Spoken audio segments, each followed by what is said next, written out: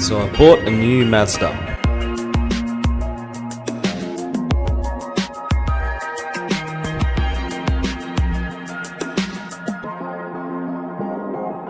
And this is the facelift of 2019 Mazda 6 GL ATENZA spec, which is the top of the range trim, fitted with a 2.5 litre Skyactiv turbo engine mated to a 6-speed automatic transmission. Sorry to all those in the USA, I know you are itching to have a wagon, but unfortunately you all seem to be buying SUVs, which to be fair is pretty much the same as Australia. Finding a wagon or having a choice of selection of wagons is quite low. I don't think I could even count the number available on two hands. For choosing this Mazda 6, I looked at the Skoda Octavia TSI as well as the VRS, Skoda Superb, the Volkswagen Golf, normal trim, as well as the Golf R, Passat and Holden Commodore SV6 and the Calais Vs, Renault Megane GT line wagon, 308 and 508 wagons, Kia, they don't have the Optima wagon, and the Hyundai i40. The selection is hardly any, so I did consider very close second the Ford Focus ST line with the 3-cylinder turbo from the Fiesta ST, but I was a bit scared off with Ford's automatic transmission. I looked at the Subaru Levorg, which almost ticked all the boxes apart from the CVT, which I just wasn't that sold on, and I do know Mazda do a really good torque converter, traditional style auto, and it pairs perfectly with this turbo engine. So having owned previously for 10 years an MPS 6 with the manual transmission, the power delivery is nowhere the same as the MPS. The MPS was kind of like, you do first gear, second gear and third gear, it's just boost all the way.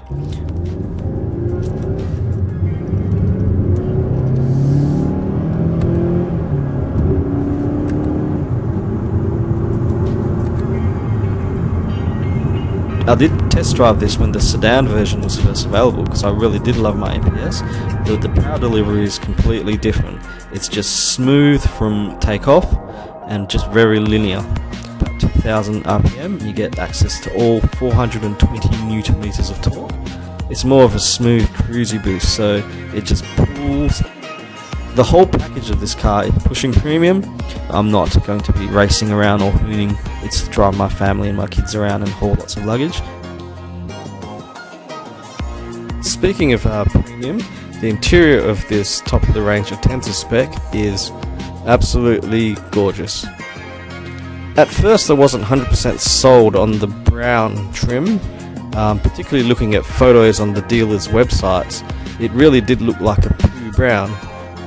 In person, it's actually more of a really, really, really dark brown. I'm actually kind of glad I did go and see this in person. The other option I had to look at was another ATENZA spec, but it had the white leather trim, which I'll take my chances with the dark brown over white, particularly having kids. The sunroof is a cool addition, my kids love it. About the same size as what I had on the MPS. I don't know why they didn't put a larger panoramic full roof, but hey, I guess beggars can't be choosy. My wife really likes heated seats and steering wheels, but what I've never ever had the luxury of was ventilated front seats. Now that I've had the taste of this, particularly on a hot summer day, I just can't go back. This ATENZA trim is also loaded with tech. But to be totally honest, I don't really use any of it. iStop's taken off, and same with the radar cruise control.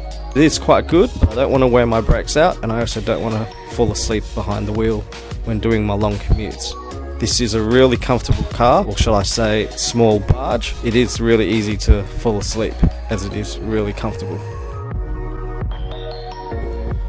Now what I really do like about this engine is not only the massive amount of torque available at usable driving range, is the actual fuel economy of this car. Well, I guess I could say it can be really economical, or it can be quite atrocious.